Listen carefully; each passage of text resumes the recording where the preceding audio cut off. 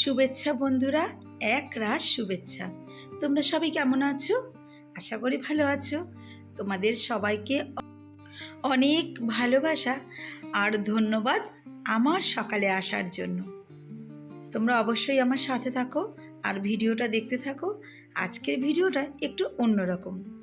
বন্ধুরা, তোমাদের প্রথমেই বলি, প্লিজ কেউ স্কিপ করে ভিডিও দেখবে না, অ্যাড সহ ভিডিও দেখবে, তোমাদের কাছে রিকোয়েস্ট। তো চলো দেখতে থাকো ব্লগটা। তো আমরা আজকে চলে এসেছি কলকাতা নন্দনে সিনেমা দেখতে। তো দেখো, এটা কলকাতা নন্দনের সিন, এটা হচ্ছে শিশির মঞ্চ কলকাতার। তো এখান থেকে ঘুরে ঘুরে যাচ্ছি আমরা নন্দনে সিনেমা দেখতে। শিশির মঞ্চের পাশেই হচ্ছে নন্দন সিনেমা হল। তো সেখানেই এখন আমরা যাচ্ছি, মানে পিছন দিকটাতে আর কি। তো দেখো চলে এসেছি মোটামুটি নন্দনের সামনে। আমাদের বাড়ি থেকে নন্দন মানে বেশিক্ষণের রাস্তা না, আমরা গাড়ি নিয়ে এসেছিলাম, তো আধ ঘন্টাও লাগেনি, 20-25 মিনিটের মতো লাগে আমাদের বাড়ি থেকে নন্দন সিনেমা হল।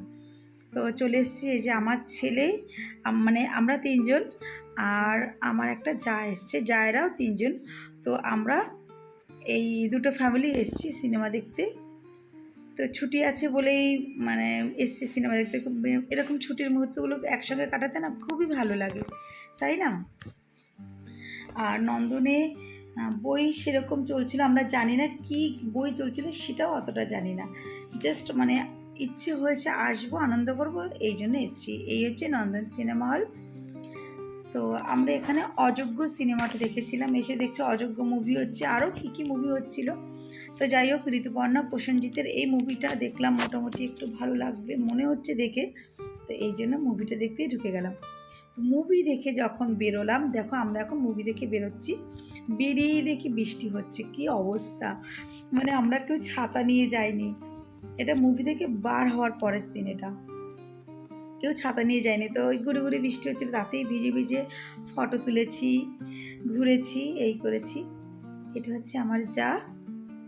তো আমরা দুজনে একটু মানে সামনে থেকে ফ্রন্ট ক্যামেরা করে দেখালাম। আমাকে কেমন লাগলো তোমরা কিন্তু অবশ্যই কমেন্টস করে জানিও। আমার এই ব্লগটাও কেমন লাগলো সেটাও কিন্তু কমেন্টস করে জানিও, তোমাদের কমেন্টসের অপেক্ষায় রইলাম। তো যাই হোক, মানে বৃষ্টি হলেও না মুহূর্তটা ভীষণ ভীষণ ভালো কেটেছে। এরকম মুহূর্তে মানে কাটাতে ভীষণই ভালো লাগে সবাই মিলে।